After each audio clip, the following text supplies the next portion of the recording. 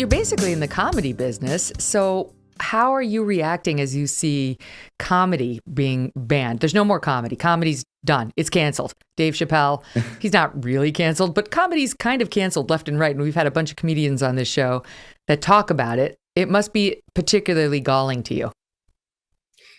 It is. Well, I mean, so what in particular is being canceled is, jokes that are aimed at the wrong target.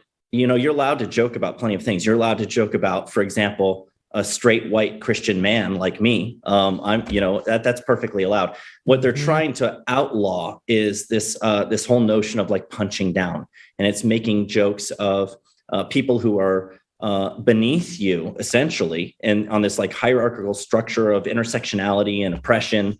If you're privileged and powerful and you're joking about somebody who isn't privileged and powerful, that's a no-no. You shouldn't be allowed to do that. You should apologize. You should probably lose your career and your livelihood and be out on the street, begging for food and money.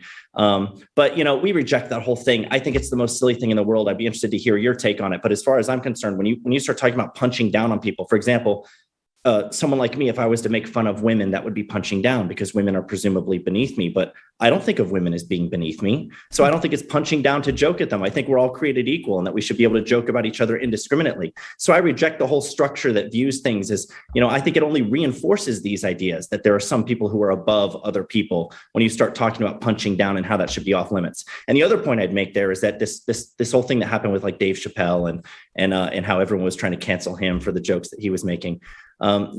These people that claim to be so marginalized and oppressed literally have the power to end the careers of anyone who makes fun of them. So I don't think that they're really marginalized and oppressed when they have that power. If you have the will and the power to punish people who simply make fun of you, then you're actually the oppressor, not the oppressed. So I see it as the other way around. I like that. Well, I agree with you. In comedy, I don't even know if there should be the rule against punching down. There should be no down, up, left, right. It should just be everyone is fair game. It's kind of fun to see yourself made fun of. That's my view of it. It's exciting. Even when you actually go to a comedy club, if you hear your particular ethnic group or socioeconomic class, or even yourself made fun of, it's funny. I remember going to this one, it was a benefit. It was to benefit breast cancer survivors. And our friends were hosting it and we were there and they hired this totally inappropriate in an awesome way comedian.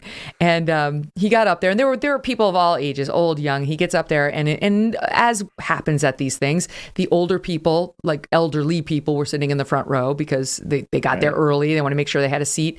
And the guy stands up by saying, "Jesus, it looks like a casket exploded in here." Now, the women who were in the front row with the gray hair were laughing harder than anyone. Good. And my friend who hosted the event comes over and he goes, "I thought he was hilarious." And this is a shorter guy. He goes, "Until he started to say I needed human growth hormone." Then he ripped on my husband, Doug. Funny. He called Doug a metrosexual and then accused him of having a unibrow. Doug said, "That's incongruous. How could I be both a metrosexual and have a unibrow? It doesn't work." Anyway, point is, it's fun to be made fun of. And we used to recognize that universally here in America. Only now, thanks to these uptight wokesters, do we have to word police all the time. It does happen on the other side a little bit too. I mean, look, I think it's very healthy to look at yourself and examine your own beliefs, your own ideology, your own behavior, and hold it up to mockery and ridicule, and see if you pass the test. I mean, it's a fun and healthy exercise. I think when I go to a comedy show and people are joking about things that apply to me, I still laugh. I think it's funny.